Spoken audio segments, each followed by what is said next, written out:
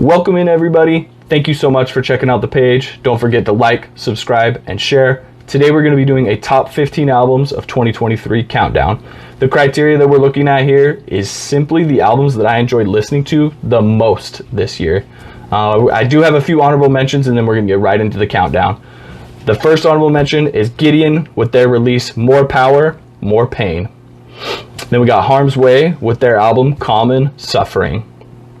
Then Silosis with A Sign of Things to Come. And then Johnny Booth with Moments Elsewhere. Unearth, The Wretched, The Ruinous, and Seven Dust with their album Truth Killer. For me, these albums were really good, and I listened to all of them multiple times throughout the year, but they were just a hair short of really pushing into that top 15 albums. Starting us off here, number 15, we have August Burns Red with their album Death Below.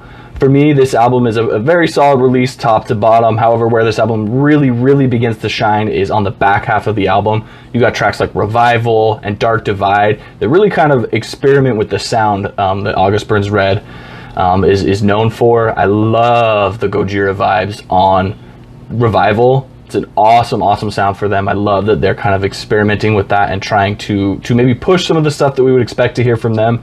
This album also has a lot of great features, including Jesse Leach of Killswitch Engage. Obviously, one of my favorite bands. If you go and look at all my concert videos, I've seen them multiple times. So anything with Jesse, I dig. They also have JT from Era, Spencer from Under Oath, and Jason Richardson from All That Remains. I love to see bands that incorporate multiple different artists.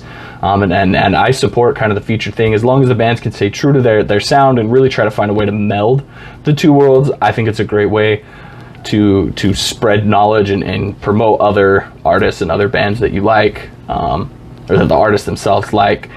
So for me, really, this album is an awesome album, top to bottom, but really, like I said, that back half of the album where they push their sound and kind of experiment is just phenomenal. That's what lands them at number 15.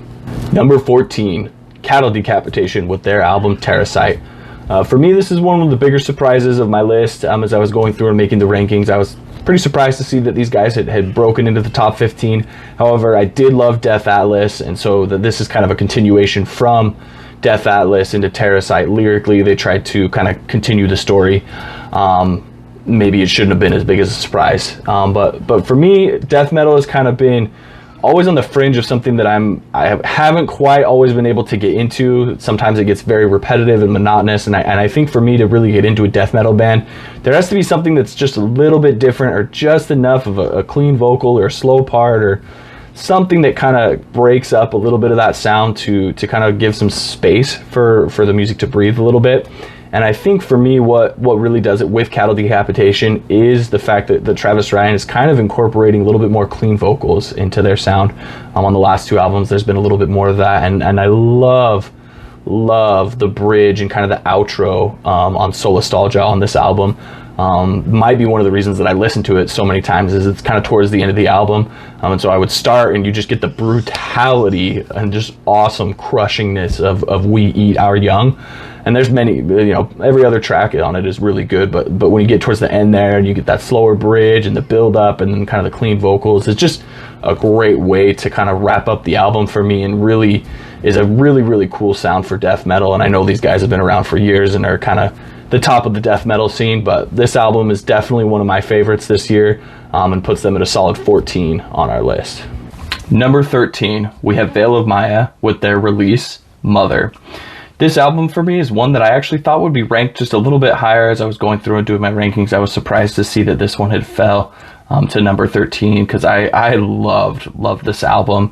I think it's probably got my favorite 4-song stretch of any album this year. If you go Red Fur, Disco Kill Party, Mother Part 4, and Synthwave Vegan, I love those songs. I love that they're kind of in the middle of the album. It's a really solid album from top to bottom, but just that middle portion, those 4 songs are really good. You get some of the tracks before and after that are very good as well, but I just love that it's able to kind of flow and vibe. I love their djenty sound mixed with the electronic sound. I think this album, they really push that more electronic, almost poppy kind of sound.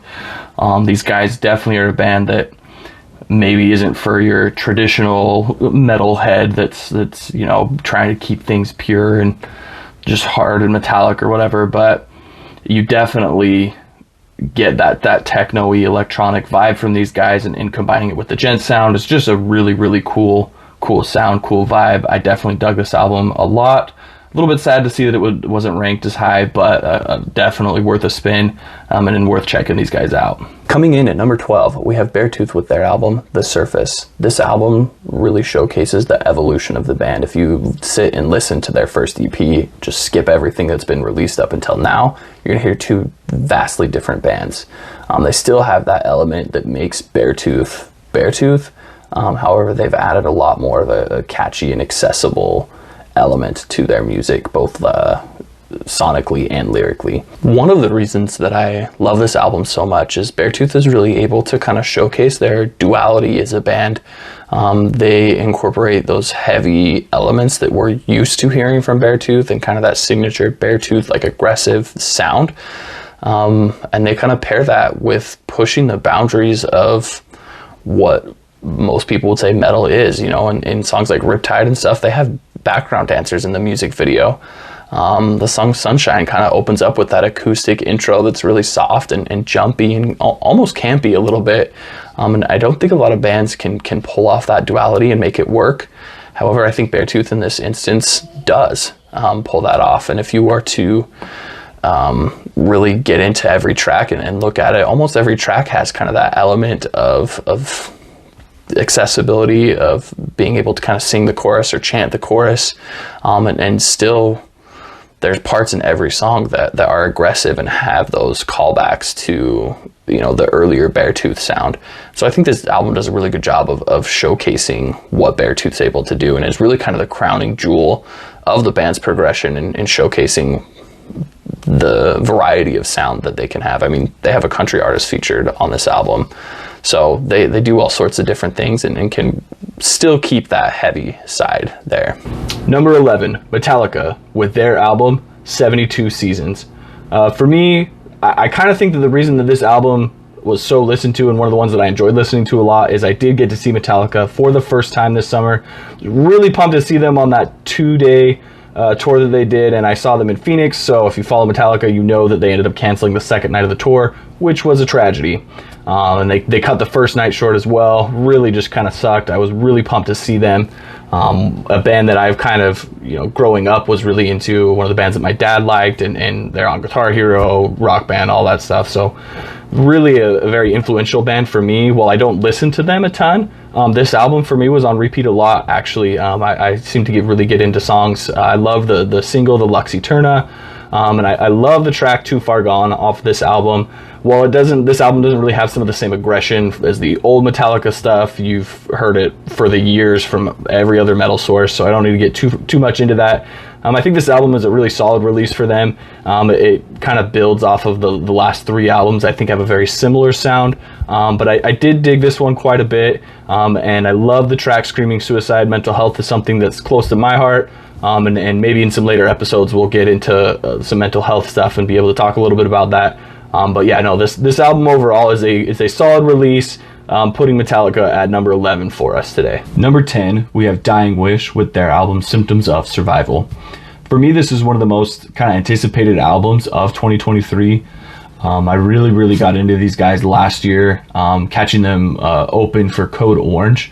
I listened to them a little bit and was kind of really digging them going into that show. And after that show, man, I was 100% converted. They really tight sound, really good live band. I love the hardcore kind of punchy riffs and just very heavy elements of this band. I love that they can kind of switch from just that aggression and that really punchy side to all of a sudden they're in a melody. And I love Emma's voice and the way that she's able to transition and do both. And I really dig that these guys are able to not only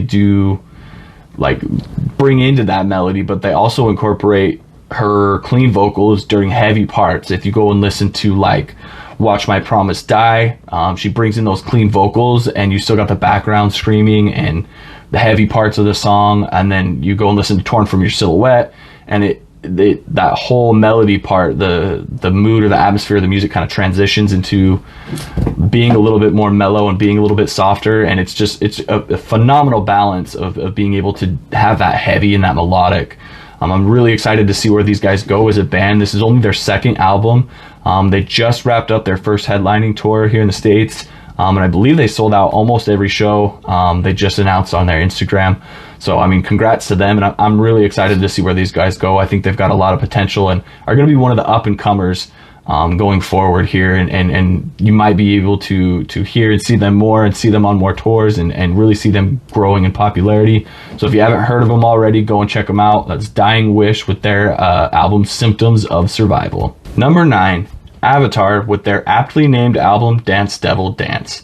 To me, this album really kind of showcases Avatar's ability to still be brutal and heavy while making you want to dance at the same time. And that's a really, really big stretch for me, because I do not dance. That is not my thing at all whatsoever. But they make you want to dance in a mosh pit with songs like Chimp Mosh Pit. It's an automatic. You have to be ranked in the top 10 album of the years. I don't care what your band is, what the song sounds like. If the title is Chimp Mosh Pit, you are in the top 10. No, but seriously, I mean, this album is an awesome release for them. It's actually probably one of my least favorite of their albums, but is just still so good. Avatar really kind of has that unique sound that I don't think anybody else can copycat or replicate. If I were to have to describe it to you in 2 words, it would be goofy and brutal.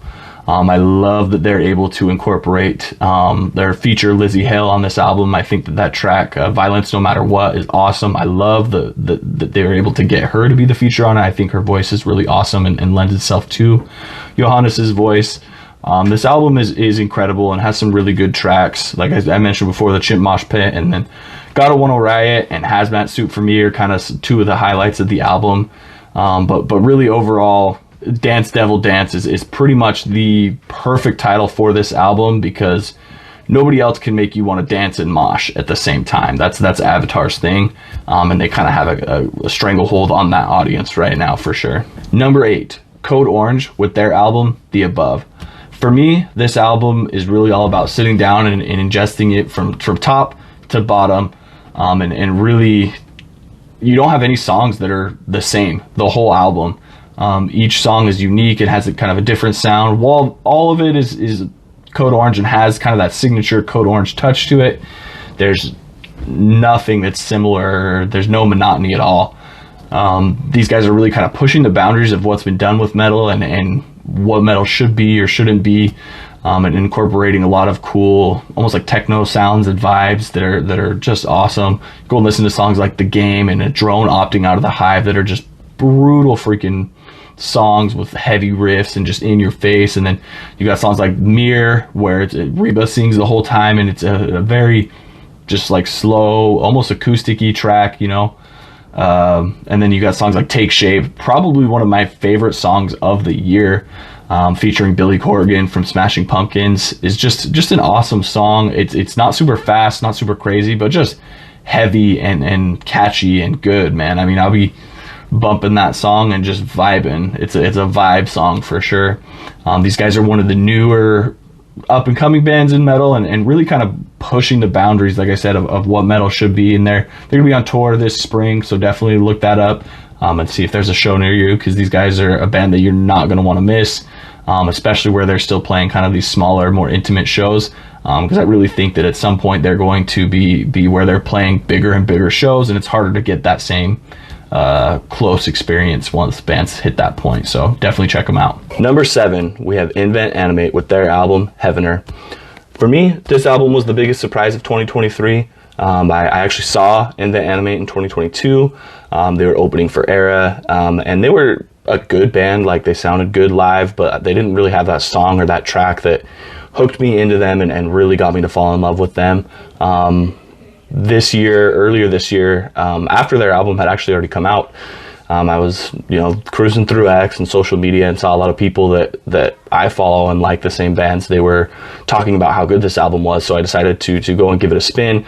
And I listened to it top to bottom, and towards the end of the album, they have the track Void Surfacing, and that song, that beginning intro, that riff and those chords or whatever, really, really hit home. I love that part. That was the part that kind of stuck with me. And then from there, once I got into that song, the rest of the album really became something that I love to listen to. If you like that kind of moody, emotional, metalcore vibe, I really, really dig these guys, and I think that they're going to be kind of on the up and up. They're a band that's gaining a lot of popularity, and this album for them has really kind of been a big success. They just did a pretty successful headlining run, supporting the album, and then they've been on a lot of other cool supporting acts. And I think that in 2024, 2025, they're going to be one of the bands that we see on the rise, and really kind of putting more of their stamp out there. So definitely make sure to check them out. Number 6, we have Polaris with their release Fatalism. For me, this was one of the most anticipated albums of 2023, and it definitely performed or hit how I expected it to. Unfortunately, this is the band's last album with founding guitarist Ryan Sui. Due to his untimely passing, thoughts and prayers kind of go out to the band and the family members and those who knew him personally. One of the reasons that I actually decided to start making content and pushing the bands that I love is actually the drummer for Polaris. Daniel was talking about how mainstream media gave them a lot of attention, or mainstream metal media gave them a lot of attention and stuff when he passed away, and had all these stories and stuff about it, and then haven't mentioned anything about the album or how well it's been performing or charting, and haven't talked about their successful headlining tours or anything like that. And really kind of one of the key elements here that encouraged me to start producing content and wanting to share the bands that I love with you guys, because I think that these guys deserve the attention and deserve the reward. You go and listen to songs like Parasite and Dissipate, and they're just awesome tracks, super heavy, right up there with all of the other bands that people laud and give rewards and stuff to. These guys are really kind of making a really big impact without getting a lot of the mainstream metal attention, and so definitely check these guys out. They're definitely more of the kind of metalcore vibe, where you have those heavy parts and then those more emotional, like softer sides, so you can hear that kind of on songs like With Regards. Awesome track. I love that song, probably one of my favorites on the album. And yeah, this album is a very, very solid release. I liked it a little bit less than their last album in Masochist, but still a very, very solid release for these guys. Number 5, Of Mice and Men with their album Tether. This album for me is really kind of the last step in progression for Of Mice and Men, where they're able to kind of finally hit where you're hearing more and more of that melody and less of the super aggressive or fast element from some of their earlier albums. That's still there. You can still hear that fast and aggressive element on songs like Eternal Pessimist and Castaway, but they're really making that transition with this album. I think kind of made that jump to more of a melodic versus the heavy side. And it really, really works for this band. I think sometimes as bands transition to that or try to do that, they can lose their sound and kind of lose a fan base, and people don't tend to like when bands change. And I think Of Mice and Men is able to do that transition very well. You listen to songs like Castaway and Eternal Pessimist, and they still have that aggression, but you have tracks on this album like Tether that are really just kind of a slow melody song, and Of Mice is kind of known, they'll typically throw one of those soft melody songs in on almost every album, but this one for me kind of is a step above some of those other softer melodic songs on the other albums, and really kind of that track almost solidifies this album for me as being at number 5. They can have those fast and heavy songs like Castaway and do the slow and melodic side like Tether, and still keep your attention and still keep you listening. These guys are going to be opening up for Architects this spring, so definitely make sure to snag some tickets to that. I'll be hoping to get tickets to the Atlanta show, so maybe we'll run into some of you there and we can talk about music. Number 4, Bury Tomorrow with their album Seventh Son. It's really impossible to tell the story of this album without mentioning that it's their first without founding guitar player and vocalist Jason Cameron, who kind of was the sound of the band, or was that unique it factor that got a lot of people hooked into Bury Tomorrow. His vocals just kind of had that something special to them that a lot of people liked. This album for me really was really cool, because I kind of had that concern of like, okay, what are these guys going to sound like without, this part of the band that we love, and is really one of those elements in their music that is the reason that we listen to their music. And I think this album does a phenomenal job of kind of lending itself to Tom's vocals and the new style a little bit, while staying true to the Barry Tomorrow sound that has got me hooked and got me into them. It's almost one of those scenarios now to where it's like, okay, like which kid do you like more? If you have two kids, you can't pick which one is the favorite. There's just different elements that you like of each one. And I think they did a phenomenal job in writing this album and recording it to almost not make that comparison. You listen to songs, the one to me that stands out with Tom is Care. He's able to really lend his voice to that song and showcase what he's able to do in a way that doesn't feel like he's just trying to do what Jason had done. And so this album is a very, very, very solid listen through. Definitely has some awesome heavy tracks that we're used to hearing from Barry Tomorrow, like Abandon Us and Recovery. Love Heretic featuring Laws of While She Sleeps. These guys did 2 different tours. One of them was a larger and kind of a minier tour here in North America in 2023, and hopefully they'll be announcing more tours and coming more often to North America. I think that's a market that they can really start to get into, and hopefully as they come over, we can get out to those shows and support them and keep them coming back for years to come. Number 3, we have Inflames with their release Foregone. This album, it came out earlier this year and was just in the constant rotation for me. I actually didn't even get to see these guys this year. And really, I listen to a lot of the bands that I go and see in concert. They kind of go hand in hand. And this album was just a constant throughout the whole year. It's a very, very, very solid album, top to bottom. Just every song is awesome as I was going through and looking at the songs, or kind of trying to figure out which songs I wanted to mention or talk about. Almost every song has one part or another that's just really, really a cool or unique part to that song. And so it was really hard kind of narrowing down. The songs that I did want to mention that are kind of really cool to definitely check out are A Dialogue in B flat minor, Cynosure, and Bleeding Out. I really like these songs because they kind of combine some of that old school Inflames that you hear on Clayman and Jester Race, and combine that with their more new school sound. And this is really their first album that I feel like they've done that on. You know, there's a lot of debate within the Inflames fan base of the earlier 90s, 2000s sound versus kind of what they've gone to now. And this album really combines them and does its best attempt to make this the best of both worlds. And I think that they could maybe incorporate that early 90s 2000s side a tiny bit more, and I would have maybe liked it a tad more. However, this album is still incredible and a great melding of the two worlds. So definitely make sure to check this one out, and hopefully we'll be seeing more of these guys in North America in 2024. Number 2, Sleep Token, Take Me Back to Eden. This album for me was pretty much love at first hearing. When they released The Summoning, I ended up checking that track out. I saw a lot of good things about it online, and I had a friend actually suggest it to me, and so I went and checked them out. And I mean, that track in and of itself, I think, is kind of what got a lot of people into Sleep Token and really helped put their name out there and get them on the map.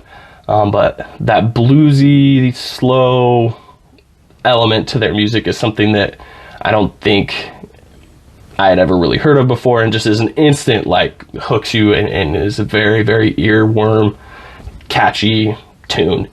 I love that they're able to combine that bluesy, almost jazzy kind of sound with heavy metal and have those heavy parts where they're screaming and have the heavier instrumentals, and then all of a sudden just switch and go into a bluesy, slower, more melodic sound. And really what this album is an amazing journey. Every song has a different vibe or different feel. You can feel that you are being taken on a journey. The best way I can almost think of to describe it is it's just like watching a Lord of the Rings movie. It's a 3-hour long epic journey through Middle Earth and all this stuff, and really that's kind of what these guys do with this album. Granted, it's not 3 hours, but every song's like 7-8 minutes, and it takes you on this journey from the beginning of the song and really fleshes out and takes you on a journey lyrically throughout the album and sonically as you listen to the album and listen to songs from, you know, earlier in the album to later in the album. There's elements that tie into each other, and it flows just like so well on this epic long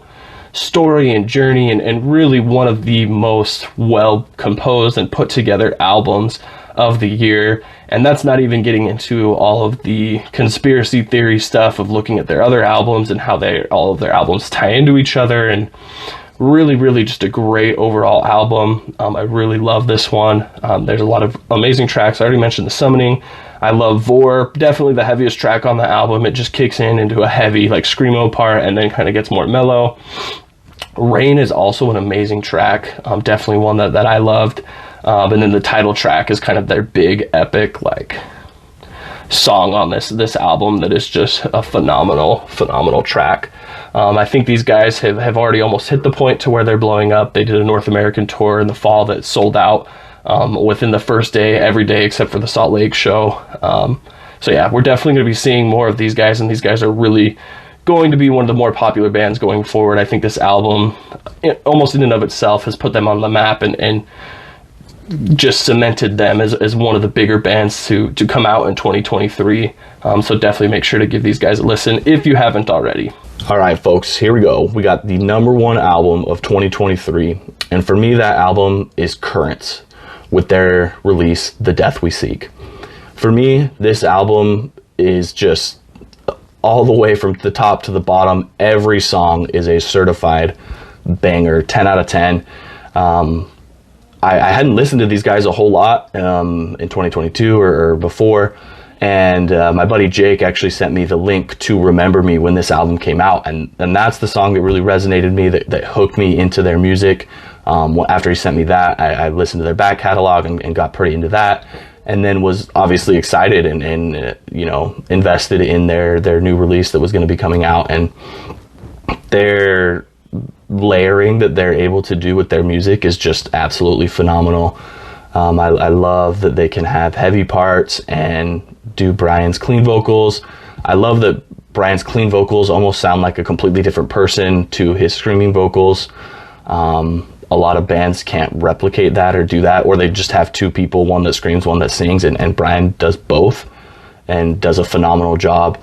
I actually saw these guys twice this year. I did see them on their headlining tour for the support of this release, and it was out without their guitar player Ryan, and they sounded really good, but there was almost just a tiny bit missing. I'm sure they had like tracks or something that were playing his parts, but I saw them again later this year, and they opened up for Polaris with Ryan, and I mean, the sound was just phenomenal. Probably one of the better live bands that I've seen, and just I love their sound. I love kind of their lead guitars that has those little squealy parts on songs like Unfamiliar and stuff. And I mean, this album, to go from Unfamiliar to So Alone, that transition there, that part in the album is just, for me, you listen to Unfamiliar and you're just like, holy cow, sitting back like that was sick. And then all of a sudden the intro for So Alone hits and just freaking, you just want to kill somebody. Is just so awesome. Great album, top to bottom. If you haven't listened to it yet, definitely go and check that out, and make sure to keep an eye on these guys. I really think that this is going to be kind of a key release for them in their career, and will really help them kind of grow into that next level of band, or take that next step as a band to playing bigger shows, bigger supporting acts and stuff like that. So definitely check these guys out. They are my top artists of 2023, and are definitely going to be ones that are always in my rotation going forward. And I literally had not heard of them before this year. So hats off to them, and definitely keep up the good work. If you guys have made it to this point in the video, thank you so much for taking the time to listen to me and my opinions and what I think is the top 15 albums of 2023. Definitely let me know in the comments what you guys think. Like I said, anything that needs to be higher, anything that needs to be lower, any of the albums that I missed, or things that you disagree or agree with me on. We're really looking to grow this channel into a community of people that care about heavy music. So we want to hear your guys' feedback and be involved with you guys. Thank you so much, and don't forget to like, subscribe, share, and as always, rock on.